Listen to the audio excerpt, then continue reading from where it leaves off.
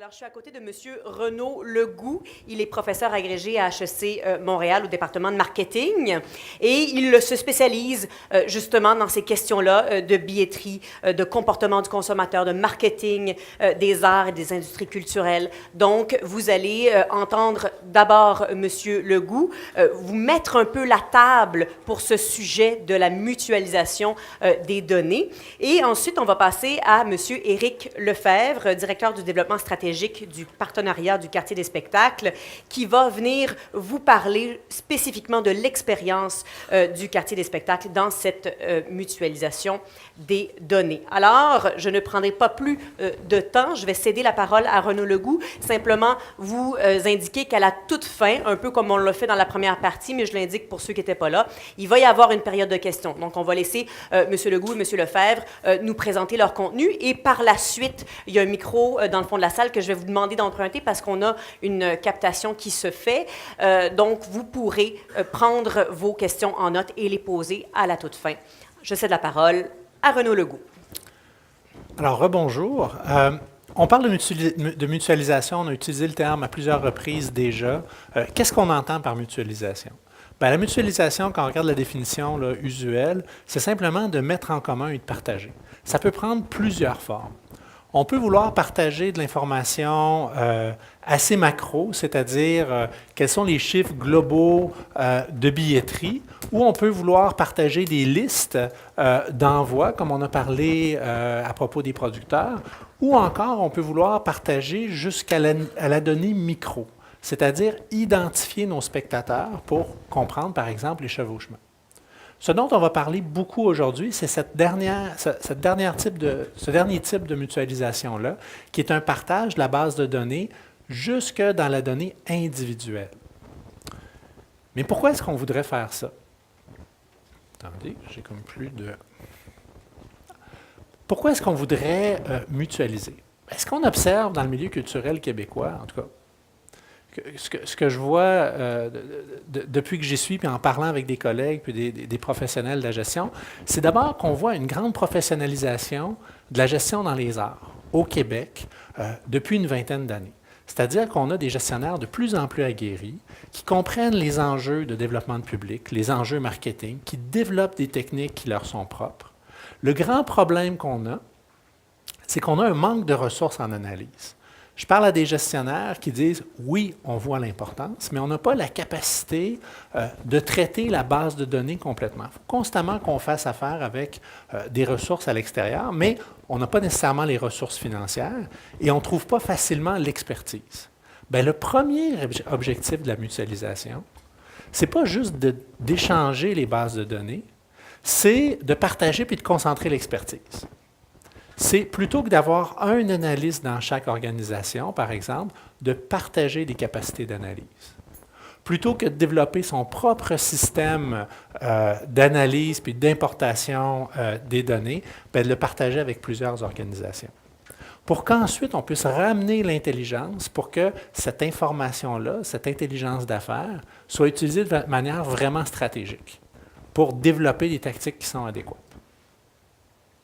Il y a plusieurs exemples de mutualisation. On n'est pas les premiers à parler de ce thème-là. En Angleterre, par exemple, il y a un système qui s'appelle Audience Finder, où on a essentiellement, c'est un OSBL qui regroupe toutes les données d'utilisation au niveau individuel des diffuseurs anglais. Donc, l'ensemble du territoire anglais, je pense que c'est 90% des billets vendus en salle de spectacle en Angleterre, on peut les retrouver sur la base de données Audience Finder. C'est un outil absolument fantastique. Donc, l'Angleterre, c'est vraiment un pionnier là-dedans. C'est un modèle où c'est un OSBL qui gère ça, avec un support gouvernemental. Donc, ça, c'est un modèle qui fonctionne très bien. On a aussi, nos voisins du Sud, diverses configurations comme Data and the Arts, qui est un OSBL aussi, qui offre du conseil stratégique, un certain niveau de mutualisation. On a aussi des partenariats avec des universités comme Southern Methodist University au Texas, qui a développé le National Center for Arts Research. Donc, ce qu'on voit là, quand on parle de mutualisation, cette mise en commun-là de l'expertise, cette mise en commun des données, on le voit partout dans le monde. On a une opportunité à saisir au Québec et on a des modèles qui fonctionnent ailleurs. Il faut juste pouvoir les adapter pour le Québec. Maintenant, quand je vous parlais de microdonnées, de quoi on parle? Bien, ce qu'on voit, c'est que on a de la donnée, chaque organisation a de la donnée au niveau micro sur ses spectateurs. Et chacune des organisations gère sa base de données de manière individuelle, dans certaines disciplines et à l'intérieur d'un ensemble de régions. Ce qu'on a, c'est une donnée qui est hiérarchique. L'idée de la mutualisation, c'est de pouvoir mettre tout ça en commun pour pouvoir comprendre le parcours de mon spectateur. Savoir mon spectateur qui vient dans mon organisation. Est-ce qu'il circule aussi dans d'autres organisations? Ça me permet d'identifier les chevauchements. Où est-ce que je suis en compétition avec un autre organisme dans ma région? Mais ça, on s'aperçoit que c'est relativement mineur. Des expériences qu'on a déjà conduites, c'est surtout qu'on a des possibilités d'offres communes.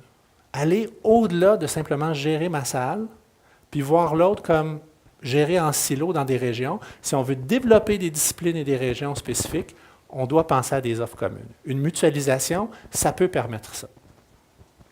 Un exemple de chevauchement versus complémentarité, c'est un cas de mutualisation qui commence à être antique. Je pense que ça fait 4 ans, 5 ans que cette étude-là, 5 ans que ça avait été fait. Ça a été un des précurseurs. À l'Opéra de Montréal, ils se sont posé la question, avec quelle autre organisation à l'intérieur du quartier de la Place des Arts, avec lesquelles est-ce qu'on a le plus de chevauchement? Avec qui on pourrait faire des offres communes? Puis quand on y pense, l'Opéra de Montréal, on se dit, c'est probablement l'orchestre symphonique. Parce que c'est le même genre de musique, puis on pense en termes historiques de la musique. Eh bien non. Le chevauchement était vraiment minime. Là où il y avait le chevauchement le plus important, c'était avec les comédies musicales. Puis là, je vous en parle, vous dites, ben oui, l'opéra, les comédies musicales, gros appareils scéniques, grand décor, musique, quelqu'un qui meurt à la fin, ça va marcher. Il y a du chevauchement. Quand on le dit, on dit, mais c'est une évidence. Mais personne n'y avait pensé. On peut faire des offres communes, non pas simplement en disant, oui, avec l'orchestre symphonique, ça on peut y aller, mais on n'a pas un grand potentiel. Là où on a le potentiel, c'est quand il y a des grandes comédies musicales en tournée qui passent à la Place des Arts, bien, rappelez au public, by the way, on a un opéra. On a des spectacles contemporains en ce moment qu'on présente. Ça, c'est un exemple de mutualisation au niveau de la microdonnée. Ensuite, on en a parlé avec les données de l'aspect du Haut-Richelieu. Ça nous permet de se comparer, faire de l'étalonnage. Savoir, j'ai un taux de rétention de 62 ou 74 %, qu'est-ce que ça veut dire? Bien, j'ai besoin de pouvoir faire cet étalonnage-là. Ça va me permettre de faire un transfert de connaissances aussi. Ça va me permettre de dire, moi, j'ai fait tel bon coup, d'échanger sur les meilleures pratiques. Ça va permettre aussi de développer des techniques de reporting. C'est quoi les métriques les plus utiles? Échanger là-dessus. La mutualisation, ça permet donc ces échanges-là, ces transferts de connaissances d'une organisation à l'autre, pour monter le niveau d'eau pour tout le monde, pour faire qu'on a un public de plus en plus nombreux au Québec.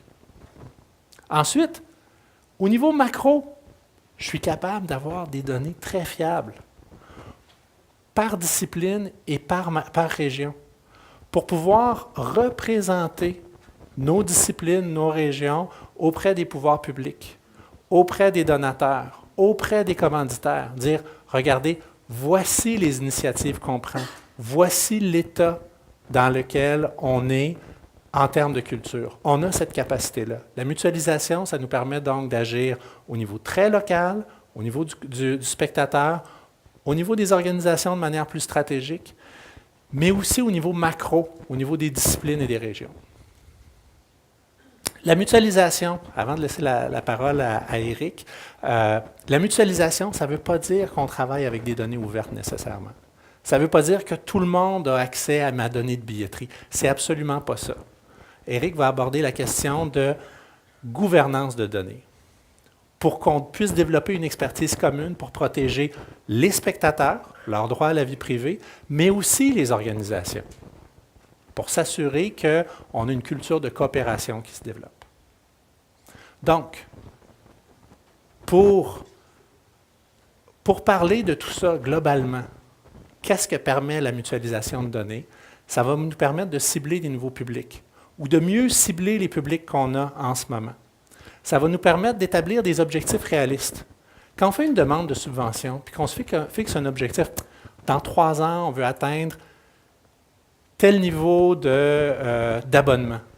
Bien, savoir si c'est réaliste, savoir si on est capable de l'atteindre. Parce qu'en ce moment, on prend des engagements, des objectifs, parfois un peu de façon approximative. Partager les insights, partager des vérités profondes sur le comportement de nos spectateurs. Dire, bien, nous, on a essayé telle chose, puis on s'est aperçu que les spectateurs se comportaient de telle manière. On a cette capacité de partage-là. Identifier les situations où on est en collaboration ou en compétition pour adapter nos offres. Faire des offres communes ou justement accepter que là-dessus, on est en compétition. Puis finalement, ça nous permet, la mutualisation de données, de développer un argumentaire auprès de nos bailleurs de fonds, auprès de nos donateurs, auprès des commanditaires.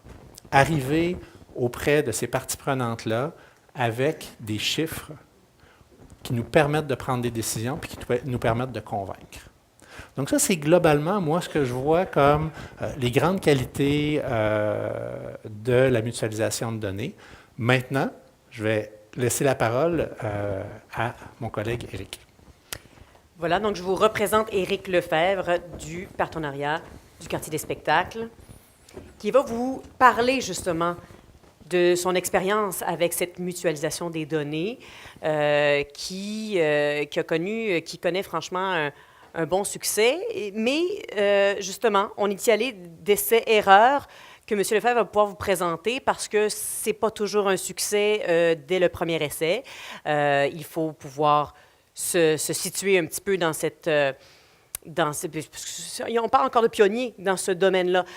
On a parlé de l'Angleterre, il y a également des initiatives aux États-Unis, mais on y va tous un petit peu à tâtons, on y va tous un petit peu dans le noir pour essayer des nouvelles choses et tenter de définir une nouvelle manière de faire cette mutualisation-là. Donc, on a un petit problème technique qu'on va vous régler dans les prochaines minutes, mais je peux déjà donc vous présenter M. Éric Lefebvre. En attendant, parfait. Peut-être juste avant de sauter sur notre expérience pour compléter ce que Renaud, on peut faire aussi des parallèles avec d'autres industries. La question de la mutualisation de données qui paraît un petit peu plus nouvelle, si vous pensez aux billets d'avion, je pense qu'aujourd'hui, on en parle un peu autour du prix dynamique, mais le billet d'avion à la base, avec toutes les sites qui existent aujourd'hui, bien, vous retrouvez énormément de gens qui se retrouvent au même lieu, dont ont accepté de partager un certain niveau de données, qui fait qu'aujourd'hui, les utilisateurs sont capables d'aller chercher, puis des fois, on est en collaboration, puis des fois, on est en compétition dans le même niveau. Peut-être, là, je me retourne... OK. Juste rapidement, pour situer tout le monde, le quartier des spectacles, c'est 1 km² au centre-ville. On l'associe souvent au pôle autour de la place des Arts, mais c'est aussi vraiment, là, pour ceux qui connaissent un peu Montréal, Sherbrooke au nord, René-Lévesque, Saint-Hubert jusqu'à City Council. C'est 80 lieux de diffusion culturelle qui se retrouvent dans ce petit espace-là. C'est plus que Broadway, si vous faites un espèce de parallèle. Évidemment, ça n'a pas le même branding que Broadway, on s'entendra. 40 festivals, 8 places publiques, 9 façades animées. Il y a plus de 100 spectacles qui se font par mois dans ce petit territoire-là. Puis un petit peu comprendre pourquoi on s'est intéressé, nous autres, aux données au quartier des spectacles. Je vous présente un petit peu les mandats qu'on a, mais on va s'intéresser plutôt au dernier. Donc, on s'occupe de toute la gestion des espaces publics. Donc, on accueille les festivals chez nous. On a le mandat de mettre en lumière le centre-ville de Montréal, de créer une destination 12 mois par année, donc d'animer les espaces publics en dehors de la période des festivals, de faire la promotion de cette destination-là d'un point de vue local, national et international, mais surtout un mandat que je pilote, qui est le maintien de l'actif culturel. Donc, comment on travaille à faire à ce que ces 80 lieux de diffusion culturelle au centre-ville puissent être capables de se développer.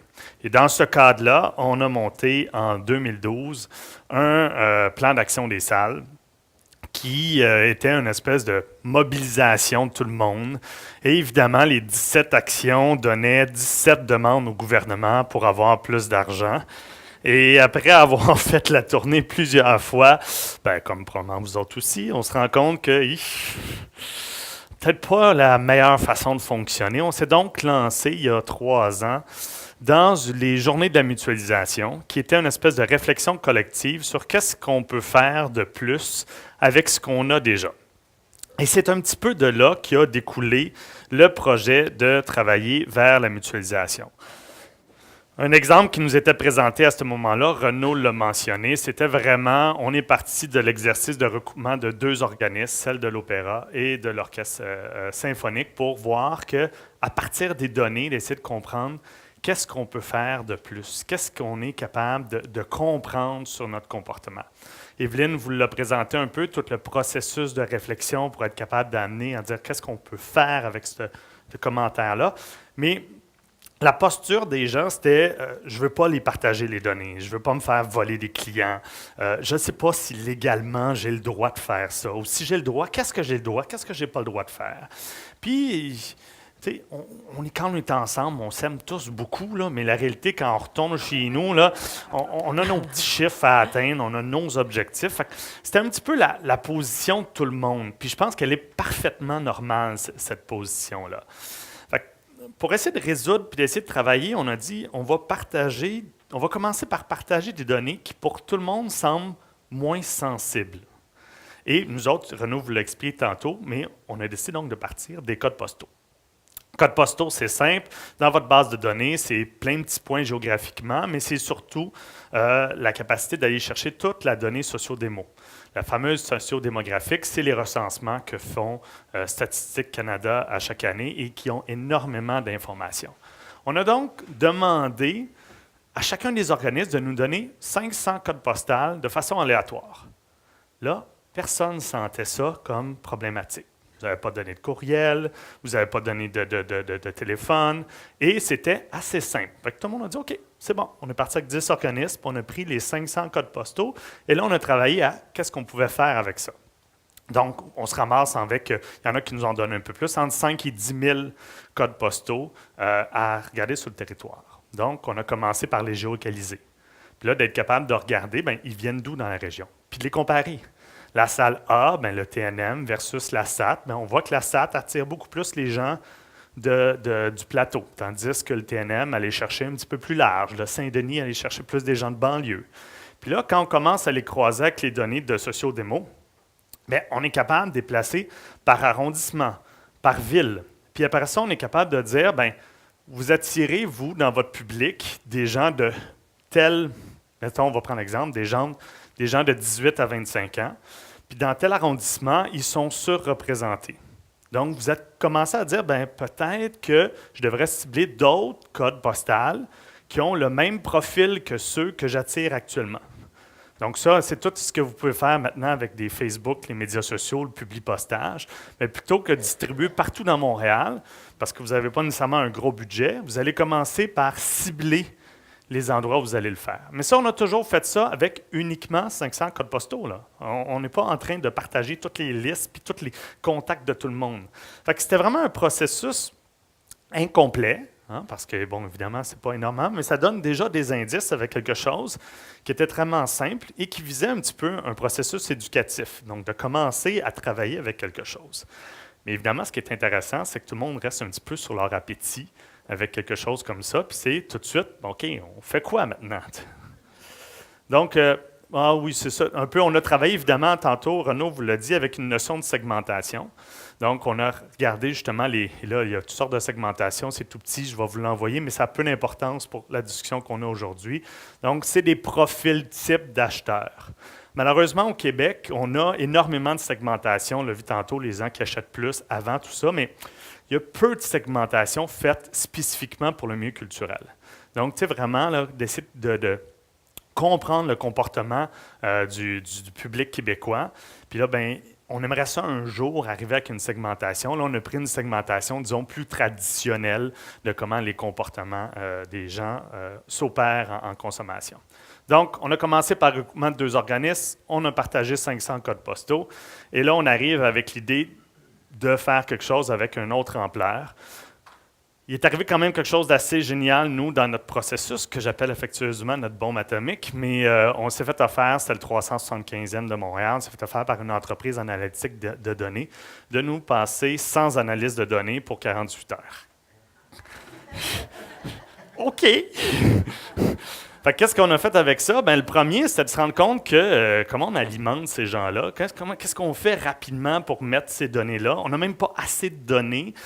Fait que là, on s'est mis tout dans un processus, comment on le fait légalement en version accélérée. Mais c'était surtout intéressant parce que c'était une carotte et un bâton. T'es-tu le seul qui n'embarquera pas?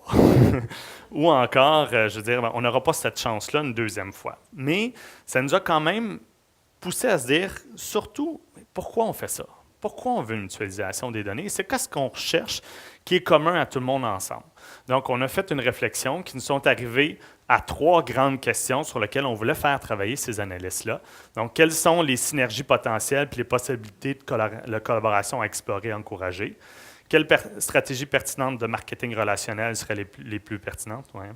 Quelles sont les meilleures façons de rejoindre et attirer des visiteurs actuels et potentiels? Ce n'est pas très différent de ce qu'on a dit un petit peu plus tôt. Ça revient toujours un petit peu au même, mais c'est parfaitement normal. Et tout le monde a embarqué. Mais en tout cas, les 21 plus gros partenaires ont embarqué. Et là-dedans, vous regarderez, il y en a que vous doutez que ce n'est pas tout le temps les meilleurs collaborateurs, tout le temps les gens qui ne sont pas les plus prêts à partager.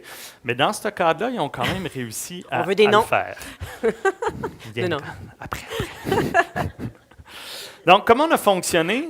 Ça, c'est vraiment la partie la plus importante, la partie que je te dirais qui relève un peu cette question. La première chose, c'est justement ce fameux nettoyage de données, là. Et parce que là, on a des systèmes différents. Il y en a qui sont en Excel, Admission, Ticket Pro. Il y en a qui sont tous différents. Mais donc, ça a pris 3 mois de mettre ces données-là ensemble. Mais comment on a fonctionné? Bien, on a défini un cadre légal. Donc, on sait, la première chose, on a dit pourquoi on le fait. On se souvient des 3 questions avant. On a dit on le fait uniquement dans ce cadre-là. C'est-à-dire que l'analyse des données ne va pas déborder ça. Nous, il y avait des gens qui disaient, ben moi, sur la question de la performance, je ne suis pas encore à l'aise.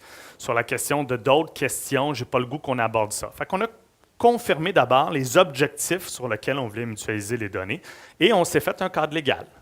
Et là, à l'époque, bien évidemment, une des choses, c'est après l'exercice, vous vous engagez, vous, partenariat, à détruire les données. Parce qu'évidemment, il y avait toute cette question-là, on ne veut pas que vous les gardiez après. Je vais vous expliquer ce qui s'est passé par la suite. Mais évidemment, on passe de 21 bases de données. Il faut les amener dans une seule base de données. C'est la partie compliquée, donc, de créer des transferts entre chacune des données. Et là, tranquillement, ce qu'on va vouloir en faire, c'est créer des clients uniques. Renaud a donné un bon exemple tant de choses. Moi, c'est la même chose. Éric Lefebvre avec un B, pas de B. Je veux dire, des fois, j'ai donné un courriel. Des fois, je n'en ai pas donné un autre. Mais ça, ce n'est pas grave. En fait, on va créer un pourcentage de données qui se ressemblent. Puis là, on va dire un pourcentage critique. Exemple, Éric Lefebvre avec un B, pas de B, mais avec la même adresse. Ça, c'est le même client. On est tous d'accord. Fait qu'on va dire, mettons, 93% des données qui sont les mêmes, on va dire que c'est le même client. Quand on n'atteint pas ce seuil-là, à ce moment-là, c'est 2 clients différents. Donc, c'est ce qu'on va essayer. Je ne connaissais pas ça pantoute avant. On va appeler ça du fuzzy matching. Donc, c'est venir un peu travailler sur les bases de données. Après ça, on va faire du ménage dans les bases de données, puis on va se rendre compte qu'il y a plein de données qui ne sont pas intéressantes. Évidemment, on l'a dit tantôt, à peu près toutes les données dont on n'a pas de code postal ou qu'on n'a pas l'adresse qui nous permette de trouver le code postal sont presque inutiles. Pourquoi? Parce qu'on va regrouper les données et on va les anonymiser par la suite. Parce que, évidemment, légalement, on n'a pas le droit de partager des données personnelles. Donc, nous autres, dans notre cadre, dans l'entente, il y avait une seule personne qui avait le droit d'avoir accès aux données pour les mettre ensemble. Et après, tout le monde, Éric Lefebvre va devenir un Y, H2Z. Et c'est plus, avec le petit encryptage qu'on va créer, c'est plus possible d'avoir accès à ces données-là.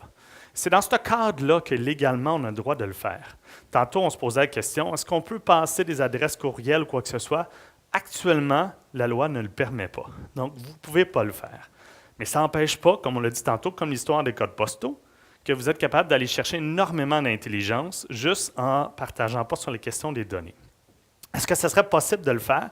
Bien oui, éventuellement, comme on l'a dit, si le client donne son consentement, oui, dans ce cadre-là, vous pouvez le faire. Et la plupart des politiques de confidentialité, c'est inscrit à l'heure actuelle. Quand vous donnez la fameuse 14 pages là, et qu'il faut que vous donniez vos consentements, c'est souvent écrit là-dedans pour des raisons de recherche ou pour des raisons d'amélioration de produits, ou pour des raisons de marketing. Vous acceptez que vos données soient transférées. Si c'est inclus dans votre politique de confidentialité, vous avez le droit de le faire. Après ça, il y a aussi une question éthique, on pourra y revenir. C'est parce que vous l'avez glissé dans votre politique de confidentialité que les gens sont conscients qui ont fait ça. Et je pense qu'on a un devoir, pas uniquement de légalité, on a un devoir d'éthique aussi. Et à ce moment-là, il faut que ça soit clarifié. Donc, à ce moment-là, on peut le clarifier. C'est-à-dire, quand vous donnez votre courriel, on veut utiliser votre courriel clairement pour améliorer nos produits ou pour être capable de l'accumuler avec d'autres, pour aider à comprendre les comportements. Mais en disant toujours que, moi je reviens à la base, on n'est même pas rendu là, on n'a pas besoin d'aller là pour l'instant. En ayant un processus d'anonymisation des données, bien, on s'est retrouvés, nous, de notre côté, avec 8,8 millions de billets dans notre base de données, 5,25 millions de transactions, 620 000 clients uniques et 21 000 spectacles. Je ne sais pas si on fait une comparaison. Là. Tu sais, des fois, on se paye un sondage à 500 personnes. Là. Nous, on vient de se payer un sondage avec 620 000 personnes qui ont fait 5,25 millions de transactions. Fait que là, pour n'importe qui en marketing ou en recherche, là, c'est un gros boss de sucre. Là. Il y en a vraiment pas mal. Puis là, évidemment, bien, tant qu'à avoir ça entre les mains, bien, on a dit on veut aller chercher d'autres choses. On a donc profité pour aller chercher des données sur lesquelles on voulait le croiser. Fait qu'on allait chercher des données partout, de parking, de Bixi, du côté IBM, de stationnement, pour être capable justement de commencer à donner encore plus de valeur que sur la question de la culture autour de ça. Et là, je revenais tantôt, c'était quand même un gros cadeau, sans analyste. On ne voulait pas être un processus compétitif pour dire que le meilleur. On voulait capitaliser sur le plus d'informations qu'on était capable d'avoir. On les a comme partagées en 10 équipes. Offre culturelle, profil des visiteurs, parcours des visiteurs, gestion des données, urbanisme, transport et logistique, marketing, mytho-réalité, parce qu'on avait posé un petit peu des questions sur qu'est-ce que les gens s'attendent à ce que la base de données va avoir comme question, parce qu'on voulait aussi, on l'a dit tantôt, on avait 3 questions, mais on souhaitait aussi faire parler les données. On voulait que ça nous surprenne. On ne voulait pas que ça soit juste répondre à nos questions, on voulait que les analystes aillent, à partir des données, un peu nous surprendre. Donc, rendement de l'offre et recherche marketing. Là, je vais vous dévoiler des chiffres. Je vais vous dévoiler des résultats pour voir justement qu'est-ce que ça donne comme indice. Mais je veux juste faire une petite attention. Tous les chiffres que vous allez voir, c'est à prendre avec des pincettes. Je donne un petit exemple. Il y a une équipe qui était super motivée. Eux, ils voulaient trouver le processus d'achat des revendeurs. Il dit, nous, on va trouver un pattern dans les chiffres qui va nous permettre d'identifier celui-là, c'est lui qui achète des billets et qui les revend. Donc, quelqu'un qui achète souvent, probablement beaucoup pour des artistes internationaux, qui achètent peut-être en grande quantité. C'est à peu près ça, les hypothèses qu'on pourrait se faire. Et ils sont arrivés que dans le top 3, il y avait la Maison Théâtre.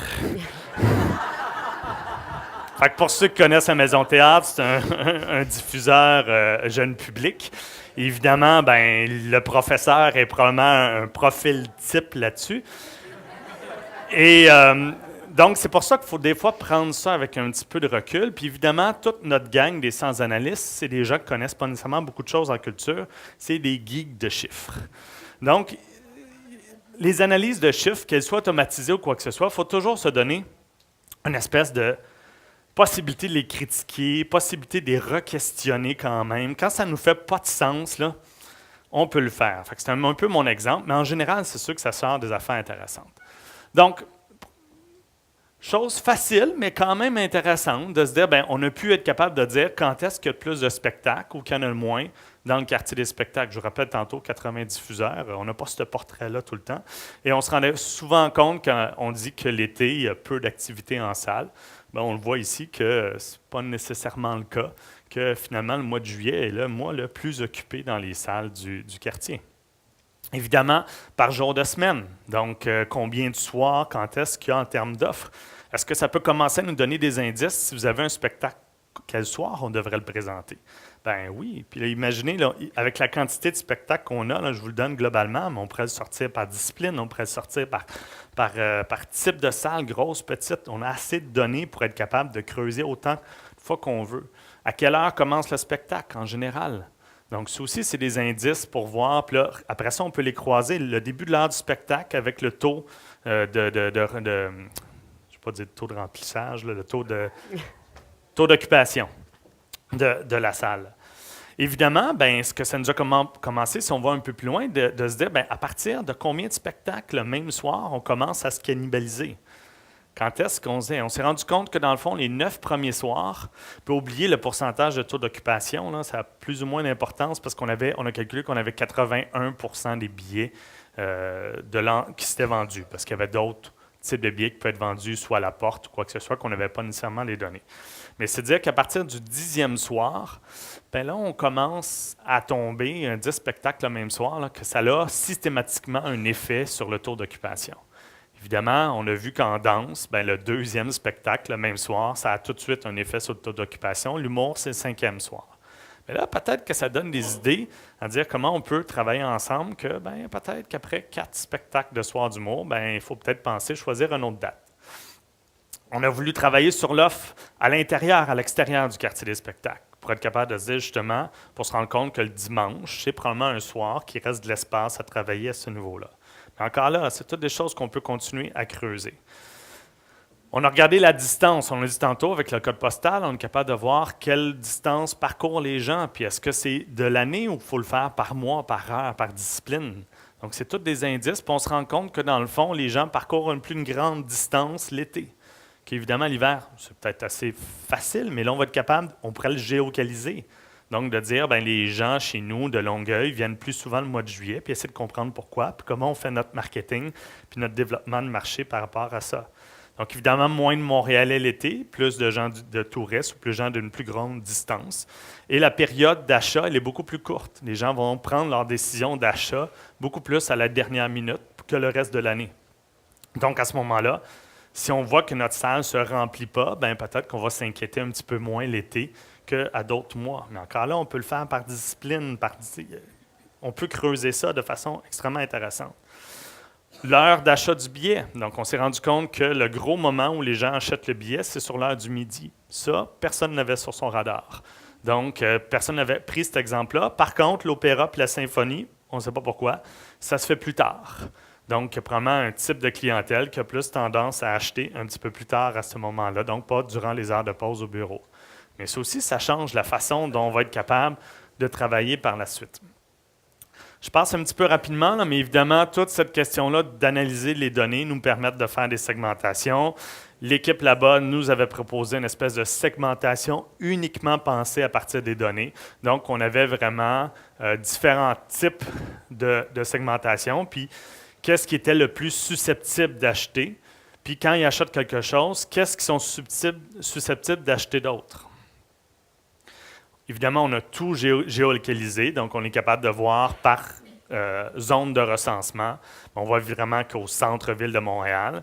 Et on voit l'effet que sur la rive sud, il y a plus de salles de spectacle. Donc, on voit que les gens se déplacent moins vers centre-ville. Quand on va vers l'ouest, il n'y a pas de salle de spectacle. On voit que ça a un effet plus important sur le taux de pénétration. Il y en a moins. Ça à y est. Vaudreuil-Dorion? Malaise. Ah oui, ben oui. Je parlais à l'extérieur. Là. Mais bon, il y avait toute la question aussi que les gens disaient que les gens des banlieues, en termes de consommaient moins. C'est vrai qu'on voit qu'en général, ils viennent 2,2 plutôt que 2,5 fois, mais quand ils viennent, leurs billets qu'ils achètent sont plus chers, donc ça a plus d'impact en termes de revenus à ce niveau-là. Donc, c'est encore là juste pour se donner. Évidemment, on a trouvé des choses assez drôles. Sur les 40 000 spectateurs de Mary Poppins qu'on avait dans la base de données, on a réussi à trouver une personne qui a été aussi voir un show de death metal. Fait on ne sait pas trop si c'est sa blonde qui l'a convaincu ou quoi que ce soit, mais il y en a une qui se reconnaît. Non. Mais Et elle est dans la salle! et c'était très drôle parce qu'il nous avait proposé de faire une campagne publicitaire puis d'acheter des gros panneaux. Puis c'était genre « Merci à la personne qui a été voir le show de métal et la comédie musicale. » Mais Ça, c'est quelqu'un qui ouvre ses horizons culturels. c'est ça, exactement. Bravo. Mais ce que je veux dire, c'est vous pouvez déjà faire ce croisement-là dans votre base de données, mais imaginez si vous étiez capable de le faire puis de le comprendre à un autre niveau, ben c'est un petit peu ce qu'on a réussi à faire. Bon, assez sur les chiffres, mais plus regarder sur qu'est-ce qu'on a appris. Probablement, 40% de tout ce qui était rentré n'avait pas de code postal, ou des codes postales qui n'existaient pas, ou des codes postales qui étaient mal rentrés. Fait qu'imaginez, on a déjà perdu à peu près 40% des données. Puis on regarde ce qui s'est fait là, puis ça fait quasiment mal au cœur de dire, voyons, ça n'a pas de bon sens. Fait que, tu sais, des fois, quand c'est des systèmes de gestion puis que ça rentre à main, c'est tellement simple d'automatiser puis de faire que le code postal est tu sais, soit approuvé, affirmé. C'est pour ça que sur des sites, souvent, vous y allez, puis ça va dans la base de données Statistique Canada. C'est pas pour être plus long, c'est juste comme ça, on s'assure que cette donnée-là est une donnée de qualité. Puis par la suite, ben, on n'a pas perdu toutes les informations.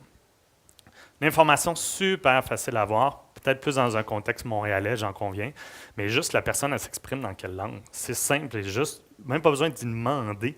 Puis là, français, anglais, espagnol ou quoi que ce soit. Et à partir de là, aussi, vous allez être capable d'aller chercher énormément de données. Il y a énormément de différences entre le comportement des anglophones et des francophones sur leur profil là-dessus. Donc, il y a souvent de la réutilisation des mêmes champs. Si je vous donne un exemple, quand il y a une transaction qui va demander un changement de chaise, un changement de place, ça va l'écraser dans les systèmes. Donc, ça, c'est de l'information super riche pour être capable de voir combien de fois la personne va demander, quel siège elle demande. Mais ça, il y a beaucoup de réutilisation des mêmes champs pour de diverses informations. Puis ça, en termes d'analyse puis de données, on perd la qualité. Et il y a, évidemment, après ça, d'autres données qu'on peut se dire ensemble, qu'on peut aller chercher. Il y a plein d'études qui ont été faites pour dire, si vous demandez la date de naissance, c'est quelque chose qui est jugé très personnel, les gens ne vous la donneront pas. Même chose que l'âge. Par contre, si on fait juste quelque chose de différent, puis on dit à quel groupe d'âge vous appartenez, les gens ne jugent pas ça comme une information sensible.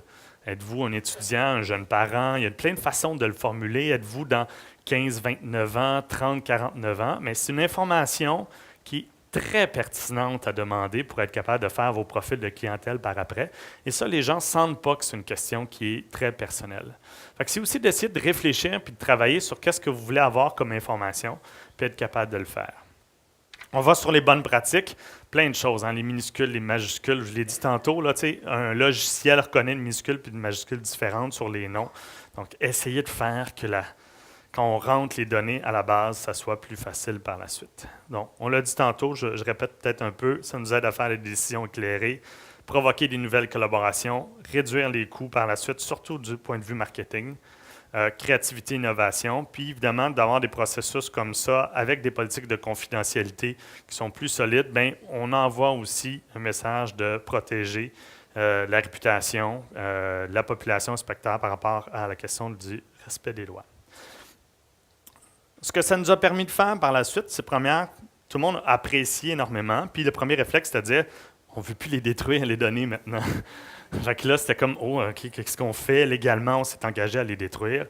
On a, dans 90% des cas, réussi avec un processus légal à plus les détruire, puis à les garder, puis à se dire, OK, là, il faut faire une réflexion, c'est comment on passe du temporaire à quelque chose de plus permanent. Donc, on est dans ce processus-là depuis peut-être 1 an.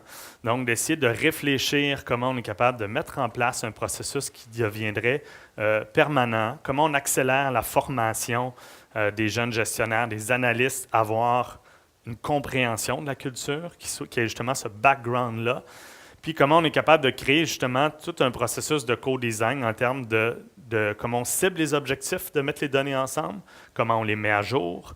Quand quelqu'un ne veut pas en participer, j'ai 20 personnes qui embarquent, mais il y en a 2 qui ne veulent pas embarquer sur cet objectif-là commun. Comment on définit ça? Si quelqu'un veut se retirer, comment on le fait? Fait que tout ça pose quand même beaucoup de questions.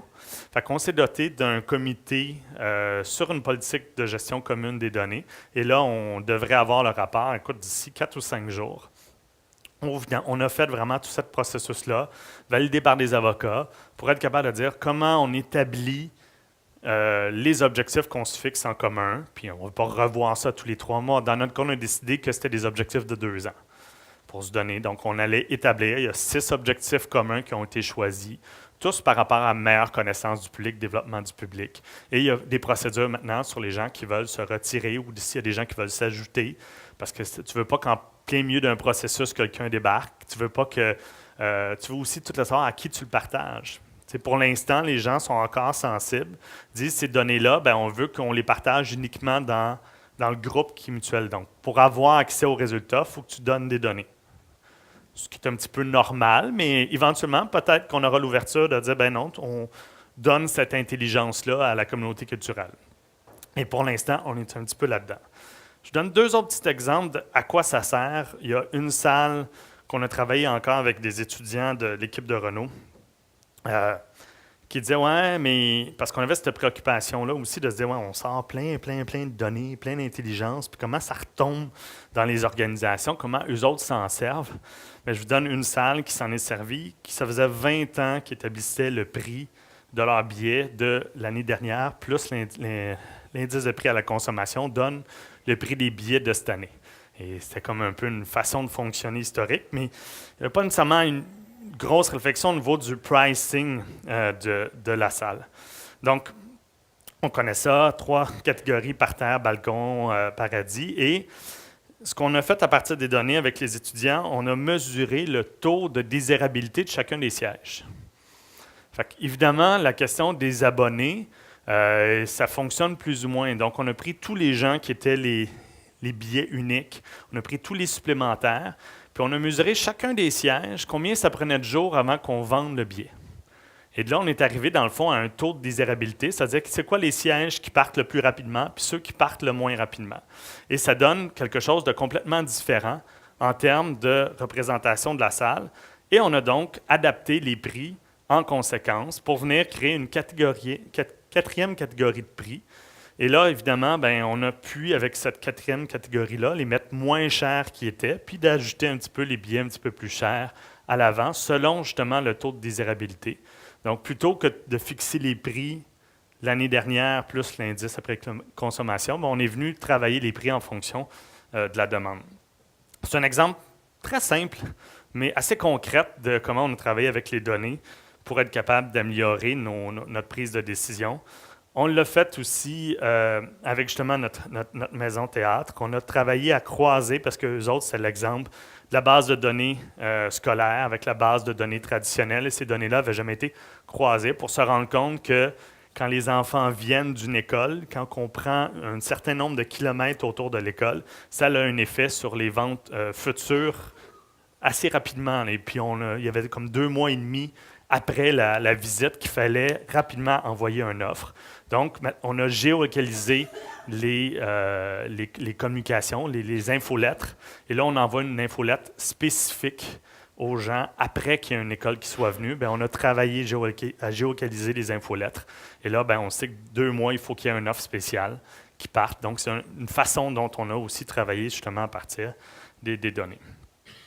Donc, ce qu'on a appris, c'est vraiment toute la question là, d'améliorer la question des données, commencer petit, simplement agrandir par la suite. Ce qu'on rêve, évidemment, c'est d'avoir d'autres données que la billetterie éventuellement, comme on en a parlé un petit peu plus tôt, mais moi, je pense que dans le contexte de Montréal, les données de transport sont stratégiques. Comment on fait pour lier les données de transport avec les données culturelles, pour améliorer l'expérience, qu'on sait que c'est notre frein principal quand on pose des questions à Montréal.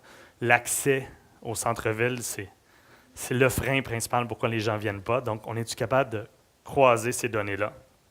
Et la dernière partie, c'est être capable de travailler sur des standards de vocabulaire.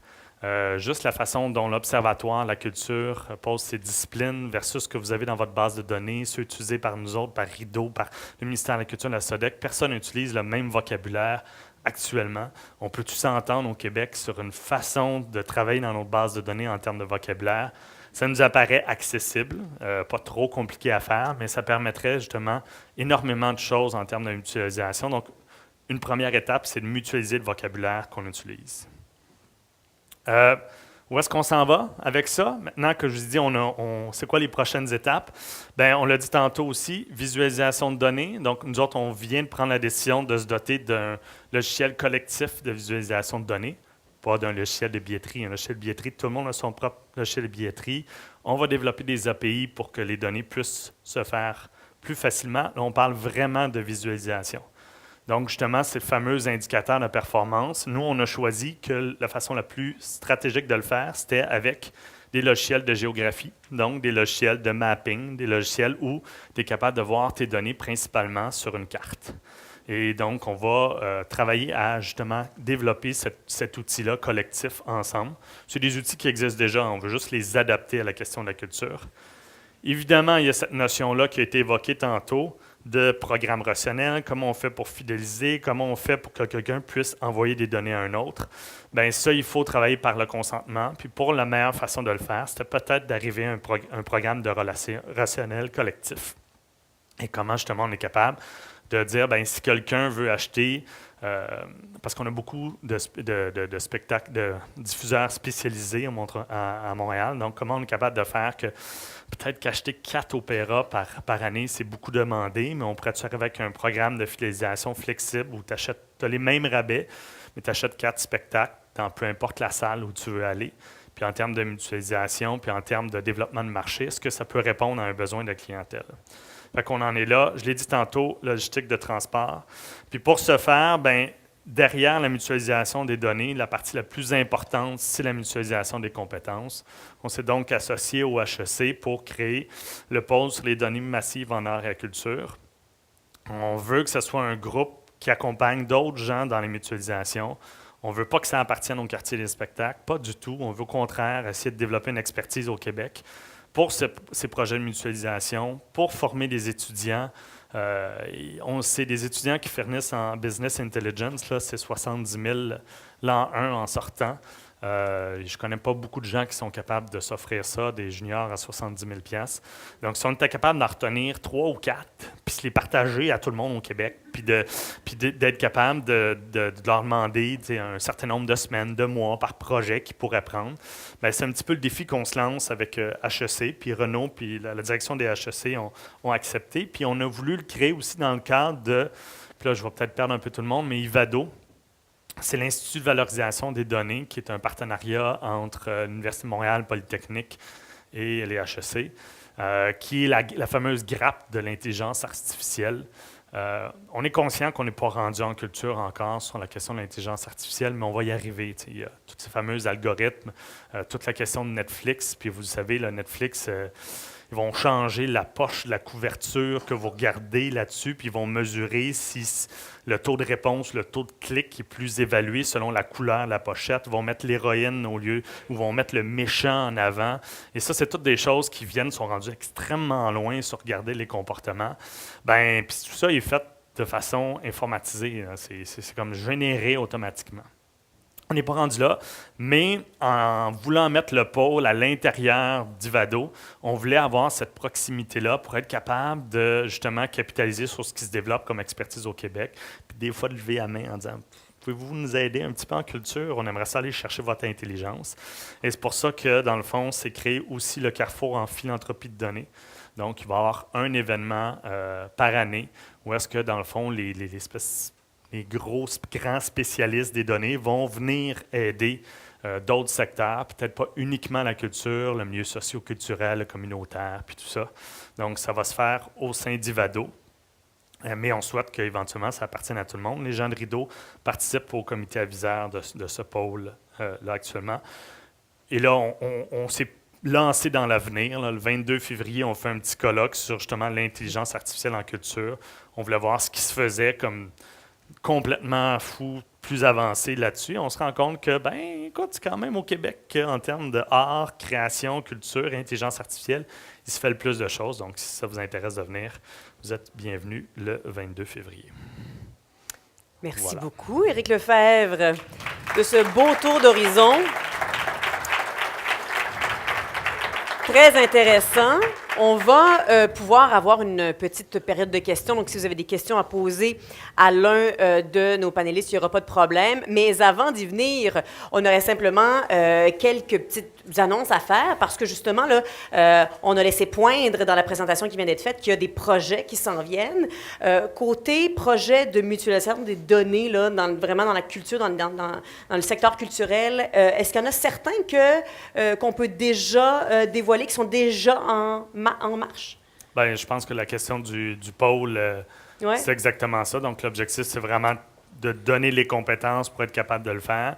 Puis nous autres, tous les outils qu'on développe, là, ils vont être libres de droit, ils vont être ouverts. Donc, c'est-à-dire la politique de confidentialité de type, éventuellement, n'est pas prête là, mais elle va être qu'il faudrait avoir pour être capable de partager les données si on veut rendre ça disponible. On veut rendre aussi on sait qu'on n'est peut-être pas prête à mutualiser toutes les données du Québec demain matin. Fait que même les gens chez nous, là, j'aimerais bien les amener là, mais je pense que ça va prendre un petit peu de temps. Fait que des fois, il y a une stratégie de se regrouper 3-4 joueurs par discipline, par région, par communauté d'intérêt. Bien, justement, ces processus-là de mettre ensemble, on veut aussi les rendre disponibles pour que si vous voulez le faire dans votre région ou autour de ça, vous soyez capable de le faire. Puis éventuellement, bien, il faut être capable, on l'a dit, de le faire avec les producteurs puis avec les artistes parce que tout le monde détient une petite partie du puzzle. Puis rapidement, puis Evelyne l'a bien mentionné, tu sais, je dis rapidement, quand tu embarques dans les données, tu fais « Wow, c'est cool, c'est le fun », puis là, tu dis « Ouais, mais attends, j'ai juste les gens qui viennent chez nous, tu sais, comment je comprends son vrai comportement. » Fait que là, qu'est-ce qui fait qu'ils consomment la culture autour? Puis vous allez rapidement vous rendre compte que ça devient stratégique en termes d'utilisation, d'essayer de couvrir soit une région ou du moins être capable de comprendre son comportement au complet. Puis évidemment, quand on regarde ce qui a été fait en Angleterre, puis on avait la chance de les avoir avec nous vendredi dernier, puis donner une conférence où tu fais comme wow! C'est complètement fou, tu sais. Oui, puis c'est sûr que les Anglais ont beaucoup de support gouvernemental pour faire ces projets-là. On connaît la BBC, on connaît les conseils des arts anglais, mais on a beaucoup d'écoute, hein, je vous le dis, là, du côté du ministère de la Culture, du CAC, SODEC. Tout le monde a beaucoup d'écoute sur si on était capable de travailler ensemble puis se mettre ce type d'outils-là pour devenir collectivement plus intelligent. Beaucoup d'intérêt, là. Autre projet intéressant dont on voulait vous parler, Rideau travaille avec Rosec, le Rosec et le réseau Scène au développement d'une plateforme numérique. D'ailleurs, si vous voulez en savoir plus, là, tout ça va vous être dévoilé un peu plus tard cet après-midi, 14h30 à la salle 205A.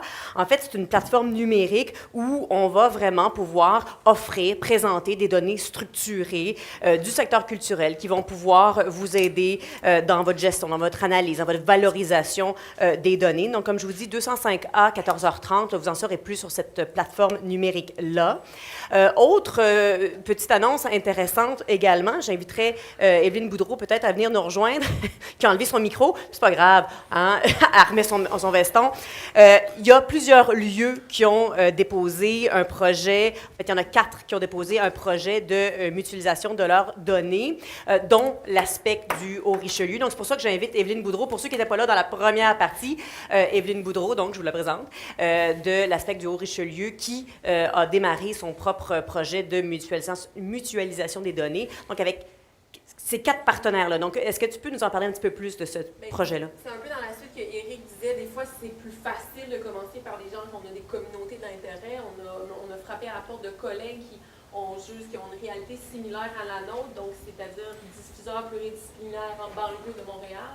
Alors, les gens de Saint-Hyacinthe, l'Assomption, Valleyfield et l'Aspect, on a déposé, on va se croiser les doigts, une demande de soutien financier pour réaliser ce grand projet, puis rapprocher un peu nos amis du cancer des spectacles, d'avoir ce genre d'analyse-là à notre échelle.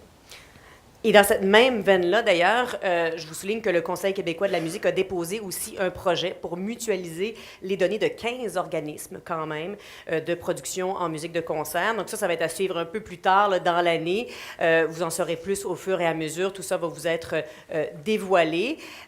Donc, c'est ce qui nous amène à cette période de questions. Vous avez devant vous les 3 experts qui vous ont présenté toutes sortes d'idées très intéressantes depuis 8h45 ce matin. Donc, je vous invite à vous présenter au micro à l'arrière. Si vous avez des questions à leur poser, ça va être le moment. Oui, bonjour. Bonjour, mon nom est Jérôme Payette. Je suis directeur général de l'Association des professionnels de l'édition musicale.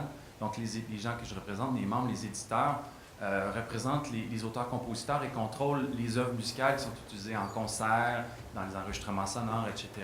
Donc, ma question est vraiment précisément à Éric. Vous avez mentionné que vous aviez des données sur 20 000 spectacles. C'est quoi les données que vous avez sur les spectacles? J'imagine qu'il y a le nom du spectacle, la date, peut-être la discipline, c'est de la danse, de la musique. Mais est-ce qu'il y a d'autres données que vous avez sur les spectacles? Ben, en fait, c'est une très bonne question parce qu'on n'a pas touché encore toute la question des métadonnées.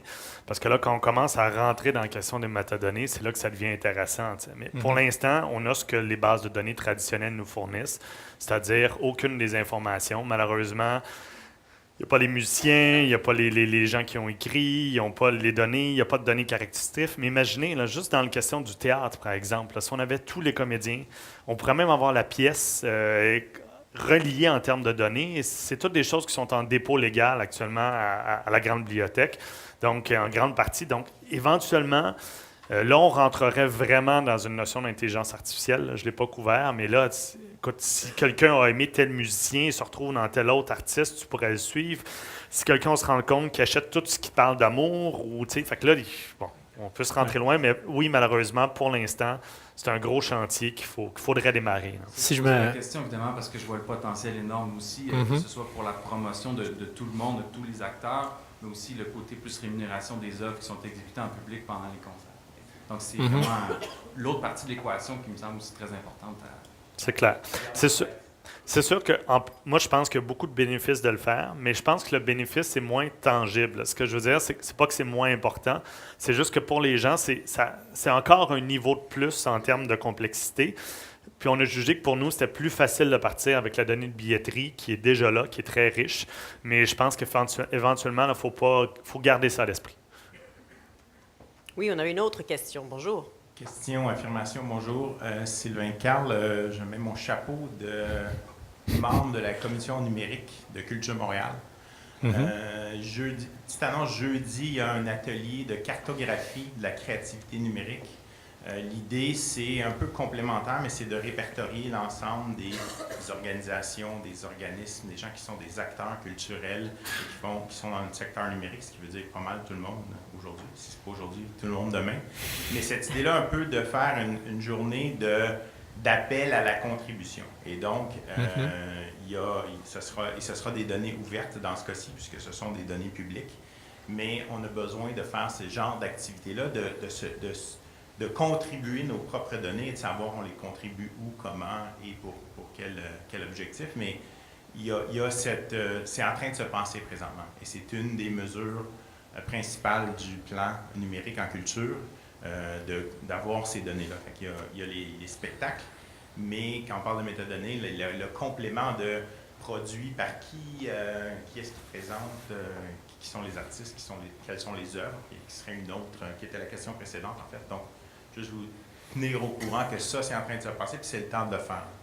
Ça fait que c'était pas vraiment une question, mais les gens du partenaire du quartier du spectacle font partie là, de cette coalition numérique. Et ça se passe où, ça, concrètement, jeudi prochain? Bonne question. Ah, je vais tweeter question ça dans 30 colle. secondes. Je pense que c'est au Centre Phi, mais je pense... Ouais, je suis pas mal sûr que sur Centre Phi aussi. Ouais. D'accord, merci. Oui, on a une prochaine intervention. Peut-être une question? Frédéric Julien de Capacoa, l'Association des organismes artistiques. On est le pendant pan-canadien de Rideau, pour faire simple.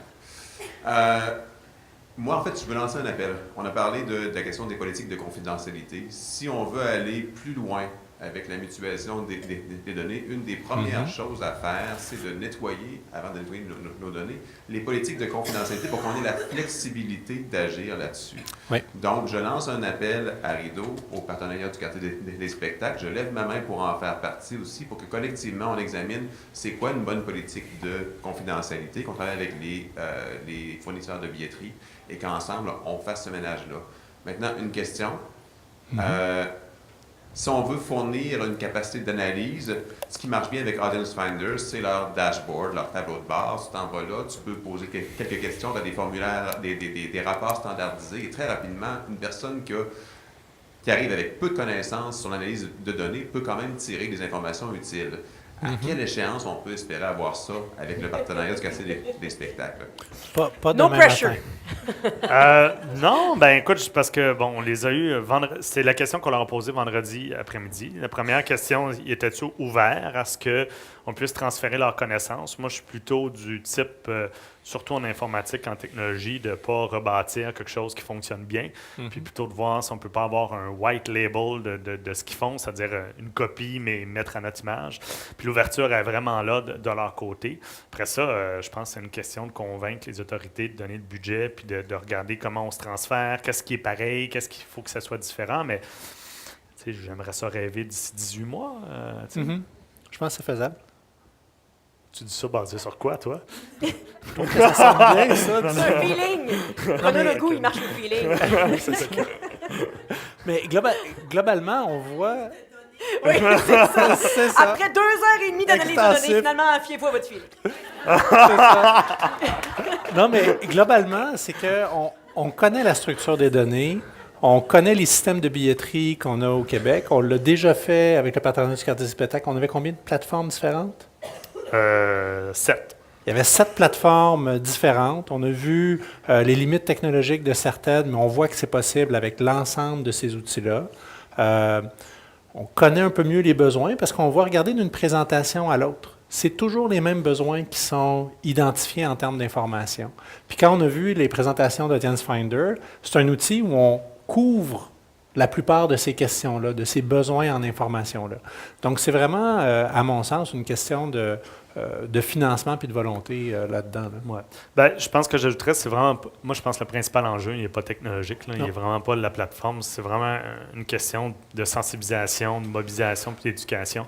C'est vraiment ça. C'est pour ça que c'est important que Rideau fasse ce type d'événement-là. Puis c'est aussi important qu'on ne regarde pas les données de façon comme ça. Moi, chez nous, ça a pris un petit peu de temps à convaincre tout le monde que oui, on avait la chance parce qu'on a un contexte qui nous permet de le favoriser, mais qu'il faut tout de suite le voir au-delà de notre territoire puis de notre quartier parce que c'est une question de développer la culture au Québec. Puis dans le mouvement numérique global, là, ça n'a pas de sens que Facebook, Google ou n'importe qui de ces gens-là ait plus de données, en tout cas que ce qu'on n'aura jamais. Ouais. On n'a pas le choix de se mettre ensemble puis d'être capable de comprendre les comportements puis tout ça. Fait que la clé, là, c'est d'abord une mobilisation. Après ça, imaginez, là, si on débarque tous ensemble en se disant on veut avoir cette plateforme-là, on veut changer ça dedans, parce qu'on pense que c'est ça qui va nous aider à professionnaliser le développement de notre marché. Là. Je veux dire, qui c'est qui va nous dire non? On n'a personne. Okay. Merci. C'est convaincant. Est-ce qu'il y avait d'autres questions que vous profitez-en? Là, vous les avez tous les trois devant vous. Oui. C'est juste qu'un enregistrement, on préférait que ce soit au micro, par contre. Il y a quelqu'un au micro, alors allez-y. Alors bonjour, Katia Saint-Jean, je suis directrice générale de la vitrine culturelle à Montréal. Et ça fait en fait 3 mois que je suis à la vitrine, donc j'apprends aussi à tous les projets qui sont en développement présentement, notamment au niveau du consommateur. Et à la vitrine, on travaille un projet qu'on espère avoir aussi des bonnes nouvelles annoncées bientôt. Au niveau, vous savez qu'on fait le calendrier déjà de l'offre culturelle du Grand Montréal et on travaille avec des partenaires aussi dans le reste du Québec pour saisir la donnée pour leur offrir un calendrier, que ce soit Québec Spectacle ou autres partenaires. On travaille justement à développer ce projet-là pour l'ensemble du Québec. Donc, j'entendais Éric parler de métadonnées, de dire comment on pouvait aussi arriver avec toute l'intelligence qu'on aura au niveau du consommateur, avoir aussi ce volet-là au niveau de l'offre culturelle en termes de calendrier culturel et comment on peut définir un petit peu mieux. La vitrine on part une planification stratégique justement dans le cadre du 10e anniversaire, donc c'est aussi une façon de lever la main pour dire On veut jouer, on est un outil collectif au service du milieu, donc on veut jouer avec l'ensemble des partenaires à avoir de la pertinence et de l'impact et aider le milieu à avoir encore plus d'intelligence. Et à ce niveau-là, j'aimerais vous entendre un petit peu plus sur justement comment vous voyez les possibilités entre ce qu'on peut développer et ce que vous développez déjà au niveau de l'intelligence du consommateur.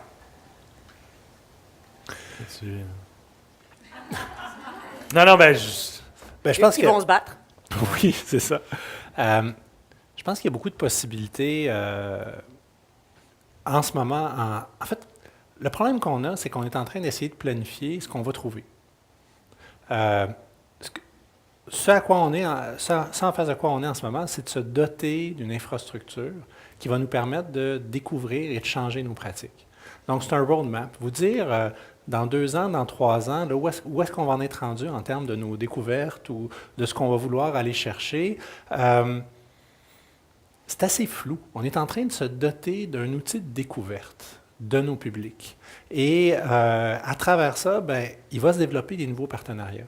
Peut-être qu'on va découvrir que le roadmap qu'on s'est donné en termes d'acquisition de données ou de métadonnées, en fait, ce n'est pas l'orientation la plus intéressante. Donc, globalement, on veut se doter d'un outil qui nous donne cette flexibilité-là de découvrir, puis ensuite, on déterminera vers où on va aller en termes d'analyse du consommateur, quel partenaire, comment on va le faire. Puis c'est vraiment dans un esprit d'ouverture qu'on le fait. Plus concrètement, moi, j'ajouterais quand même que tout ce qu'on va documenter au niveau de l'offre va être pertinent, puis va ajouter beaucoup d'intelligence à ça, qu'on le dise en métadonnées ou quoi que ce soit, mais plus on va avoir d'informations sur le type d'offre culturelle, là, même au-delà du spectacle, là, si le livre, si quoi que ce soit, on rêvait de jour de comprendre. On sait que souvent la lecture est un premier contact à la consommation culturelle. Wow, est-ce qu'on est capable de faire le pont un jour, puis regarder, même dans le processus d'éducation d'un jeune enfant, puis son contact avec la culture, est-ce qu'on est capable de comprendre c'est quoi le parcours? Pour l'instant, on essaye toutes sortes de choses, mais c'est très exploratoire, mais bon. Fait que plus on va documenter l'offre, oui, ça va être pertinent. Fait que le travail que vous faites actuellement sur la documentation de l'offre, d'ailleurs, bon, tu sais, nous, pour que le sache, on pompe les données de la vitrine sur toute la question de l'offre. On a décidé de ne pas le refaire parce que c'était là qui était la plus complète dans notre cas. Mais elle reste quand même limitée dû aux moyens de la vitrine. Mais je pense qu'éventuellement, si on était capable quand on rentre dans toute cette question-là de métadonnées, plus ça va être intéressant d'avoir des données. Puis plus on va être capable de travailler, de croiser justement de la question de la demande avec l'offre éventuellement. Puis peut-être qu'un jour, on aura les moyens de ne pas le faire uniquement sur la question du dollar en bout de ligne. Parce qu'on vous a parlé aujourd'hui, parce que c'est le plus facile, c'est là où on va avoir la retombée autant pour que les gens investissent, mais éventuellement, si on avait cette donnée-là, puis d'être capable d'aller au-delà de uniquement ce qui est payant, puis d'aller dans le gratuit, puis de faire le lien entre l'offre gratuite puis l'offre payante, puis comment tout ça se croise, c'est sûr que ça devient trippant. Bon, on mange un éléphant une bouchée à la fois. Là. C'est l'une des... on parlait avec certaines organisations dans le cadre du partenariat qui nous disaient, nous, c'est pas intéressant, il n'y a pas de transaction en dollars. Donc, nos données ne sont pas importantes pour vous. On disait, mais il y a des gens qui viennent. On disait, oui. Vous avez une billetterie? Oui. Vous avez de l'information sur les gens qui achètent ces billets-là? Oui. C'est de la donnée. On peut l'utiliser. Même chose pour la donnée sur l'offre. Plus on a une donnée qui est structurée, qu'on est capable de structurer puis d'intégrer à notre réflexion, plus on va avoir un portrait intéressant de notre milieu. Je rajouterais peut-être juste que, pour compléter la réponse de mes collègues, je pense qu'il y a vraiment une interrogation à se faire de quelle structure porte de quel rôle, quartier des spectacles, rideau, la vitrine et le pôle, la donnée. Comment tout ça, je pense qu'on est tous en train de chercher cette structure-là pour l'avoir. Je pense qu'on a tous une volonté de l'avoir émergée. Puis, pour que l'expertise en développement de public, que les gens qui sont en marketing, autant chez les producteurs que dans les salles de spectacle, c'est quoi notre lieu de rencontre pour favoriser l'échange d'expertise? Je pense que tout ça va amener à ce qu'on comprenne mieux le consommateur. Quand ces lieux-là d'échange, ces carrefours-là vont naître le jour. On a une richesse au Québec qui est d'avoir un réseau d'associations, de diffuseurs par genre, par discipline, par région, qui est très dense, avec une très bonne expertise. Donc ça, c'est quelque chose sur lequel il va falloir qu'on capitalise absolument. Il y a des organismes culturels, mais il y a aussi des associations qui vont être les piliers de ces exercices de mutualisation-là. Ça, c'est clair. Puis écoute, je le répète, c'est pas quelque chose on a un exemple de quelque chose qui s'est déjà fait dans ce domaine-là. Tu sais, des fois, on se pitch des rêves, puis on dit ça n'a pas de sens, mais quand on revient encore à la plateforme d'Audience Finder, ça intègre le cinéma, ça intègre les musées, ça intègre les tours guidés des touristes, tu sais, fait qu'ils sont... Puis ils en ajoutent là, de ce qu'ils réussissent à le faire. Fait que, il me semble qu'on est capable, hein, tu sais. Quel beau mot de la fin. Il me semble qu'on est capable. Oh, mon Dieu, une dernière question, d'accord. Parce que je voyais que quelqu'un s'était désisté, mais allez-y, rapidement. Elle m'a donné sa place. Oh, c'est beau. Non, mais c'est beau. On est dans le partage, on le sent, là. J'ai malheureusement manqué la première partie, donc ça va peut-être être de la répétition, mais j'aimerais vous entendre sur le contexte de mutualisation des données entre diffuseurs et producteurs. Je m'explique, moi je suis du côté producteur. Mon problème, c'est pas que j'ai pas de capacité d'analyse, c'est que mes données sont à travers les salles du Québec, puis je n'y ai pas accès. J'aimerais y avoir accès pour développer la mise en marché de mes artistes. Donc, comment je me prends?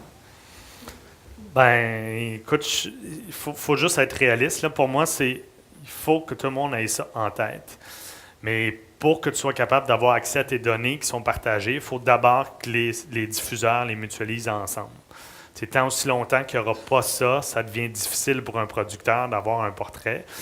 Puis, à chaque fois, tu vas l'avoir pour une salle. Ça devient intéressant pour un artiste qui a joué dans 40 salles d'être capable de dire, ben c'est quoi le comportement que je retrouve des gens un petit peu partout. Tu sais. Fait que, je pense qu'il faut le garder en tête. Actuellement, ben, la seule façon, c'est d'être capable d'aller chercher par salle. Mais là, les salles n'ont pas nécessairement la politique de confidentialité n'ont pas nécessairement la confiance aussi, parce que là, ils travaillent avec des fois 600, 700, 800, je ne sais pas combien de producteurs. Fait que là, ils ne veulent pas faire du one par one. Ils n'ont pas nécessairement les ressources pour être capable de les donner un par un. Je comprends tout ce qui vient avec ça. Fait que, puis écoute, c'est de ma connaissance là-dessus. Moi, je dis qu'il faut juste être patient. Je pense qu'il faut continuer de cogner à la porte pour dire que c'est important qu'on arrive là. Il faut juste rester réaliste sur la capacité de le faire à très court terme. Mais bon, t'es mieux. Ben, pour moi, il faut être réaliste non plus. Hein. Si on a une plateforme, comme on en a parlé, demain matin, c'est pas tout le monde qui va embarquer. Là. Il y a encore là, il y a un processus d'éducation, de mobilisation, essai-erreur. Bon. Puis quand on parle, il y a l'installation d'une plateforme, puis ensuite, c'est la question de comment on l'implante. Est-ce qu'on l'implante par discipline? Est-ce qu'on l'implante par région? À quelle vitesse on le fait? Puis à quelle vitesse on intègre d'autres parties prenantes comme les producteurs? Puis à chaque étape, il y a une dimension technique, il y a une dimension d'aller chercher des champions à l'intérieur de ces groupes-là. Puis après ça, aussi de gestion de la gouvernance des données, de savoir comment on l'opère. Puis là-dedans, on est un peu frais, là. Donc, bref, il y a de l'espoir, mais on n'est pas rendu. Si je résume, hein, je résume rapidement. On va devoir clore cette conférence atelier quand même où on est ensemble depuis 8h45 à jaser de données. On a réussi quand même à passer tout ce temps. Non, mais quand même. Et je l'espère à ne pas trouver ça plate. J'espère qu'on a réussi à vous amener à voir tout le potentiel de la donnée et surtout à mettre ces données-là en commun, parce que c'est bien sûr ça qui est le nerf de la guerre. Donc, j'espère que vous avez déjà amorcé cette discussion-là au sein de vos groupes ou que cette conférence atelier-là va vous permettre de le faire dans les prochaines semaines. Tout ce que vous avez vu et entendu ici va être rendu disponible d'ailleurs dans les prochaines semaines. Donc, il y a des notes que vous n'avez pas pu prendre, vous allez recevoir tout ça par courriel et vous allez le retrouver également sur le site de Rideau.